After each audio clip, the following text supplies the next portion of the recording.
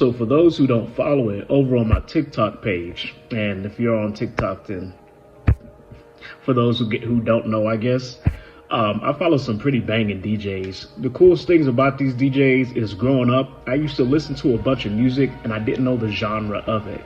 And it was only until recently I found the genre and got deep into like learning the subgenres and the culture and all this different thing that I didn't even have access to when I was younger. And I was listening to one of them play like a really cool track, and I was like, damn, this reminds me of like Joe Boy Visual. For those that don't know, Joe Boy Visual is one of the composers that did all of the music and the bumpers for Toonami intros. And if you don't know what Toonami intros, that's why this section is good for you. And so when I had said that, I realized that most of the people in that chat probably didn't know what I was talking about, because Toonami, I grew up in the Toonami area. That's like there was a channel or a segment on a channel back in the day for kids that played a lot of anime and a lot of Japanese animation or different movies or what have you during that certain segment. And so Joe Boy Visual, the reason I like him is because I grew up naturally gravitating towards D&B, jungle, hardcore, break beats, and different shit like that. And Joe Boy Visual in these bumpers, that's almost all he would play. That's one of the reasons why I like old school video game music, is because of all the different types of breakbeat derivatives that came from that era that was just in a bunch of that shit, and not thinking of it at the time that it was something that was really big or something that a lot of people from a whole different culture was into. So what I want to start on this channel is I want to start talking about my influence in music. And I think I think the cool thing about doing that is the same way I feel about stuff like Wukong or God of War or different types of video games that may spark up conversation or even interest in something that somebody outside of your interest or your box or your bubble or whatever wouldn't have ever wanted to get into that. And so when I was in the DJ channel, I was like, damn, this reminds me of Joe Boy Visual. And I realized probably these motherfuckers probably don't know what I'm talking about. They probably don't know who Joe Boy Visual is. I want to bring light to some of these artists and musicians that have inspired me to hopefully do the same thing that these amazing DJs have done for me, which is spark my interest and get me to go out and venture into a different realm of music other than what I've heard or what I've been used to or what may be sampled from something that has been, I don't know, the original, I guess, for lack of a better term or lack of a better word. So that's what we're going to start doing here. And I cannot start this series, I can't break it off right without first off talking about the musical group that has literally shaped my, or I should say helped shape my interest in different types and different styles of music, and has solidified my love for things like drum and bass, jungle, breakcore, and things like that. And that's motherfucking OutKast. If y'all don't know who OutKast is, OutKast was a rap duo that came up in the early 90s, and just every time they released an album, they just kept skyrocketing from there. And OutKast was important because OutKast broke a lot of barriers for music and for a lot of rappers and musicians over in the States.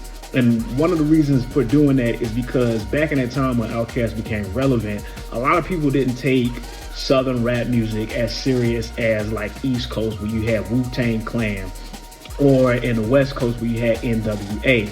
People didn't, for whatever reason, people didn't treat it as serious. I do believe there's a clip of OutKast winning the Source Awards and going up there, and just like the negative reception and reaction that they received, that the audience gave them compared to what actually happened, and what one spoke volumes for like the mark that they will continue to leave on the music moving forward.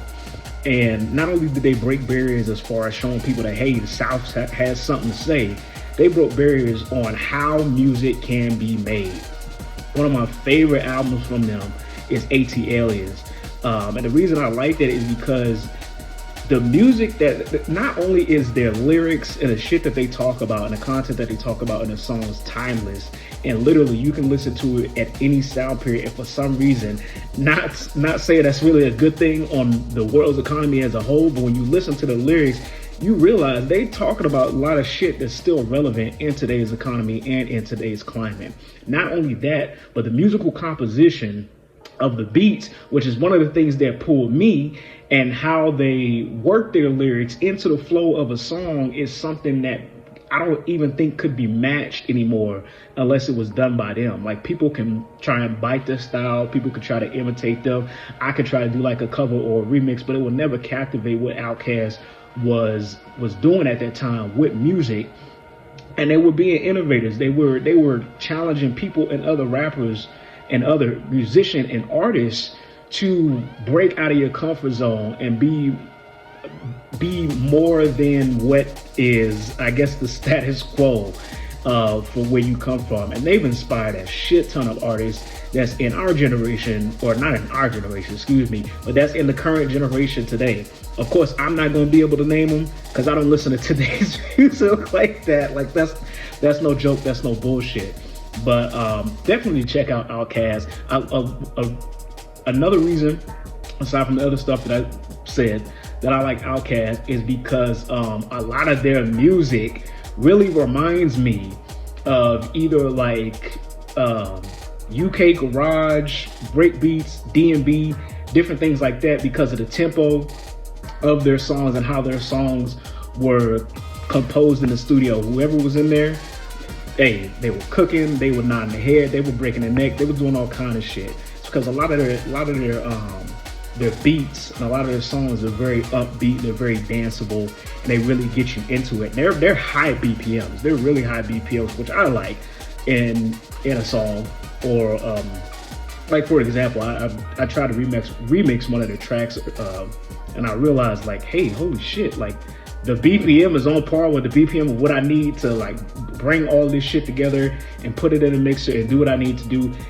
Y'all gotta check this shit out for yourself. I can sit here and I can literally rag and talk about them all motherfucking day. The only saddest thing about talking about this is realizing that they are no longer a band, which is one of the saddest things when you see really good groups that could still be out today and could dominate the charts and all other kind of shit out today, but for whatever reason, I don't even think it was explained. They never explained why they really broke up. I think from what I've seen, it was just like one of those things where it's like, we'd rather go out with a bang than keep releasing bullshit and not sell as much, which I really fucking respect out of an artist or anybody that makes tracks like that. So it kind of sucks to see it go, but I would rather artists be respectful like that. Now, mind you, Andre 3000 doesn't make music anymore. Big Boy really is. He's still into the music. He's been into the music ever since the duo broke up. But the duo did consist of Big Boy and Andre 3000. Andre 3000, he's on a self-discovery journey and different things like that. I respect that for him, and I love when he comes on these interviews and people are like, hey man, how come you don't come back to music? How come you don't da-da-da-da-da?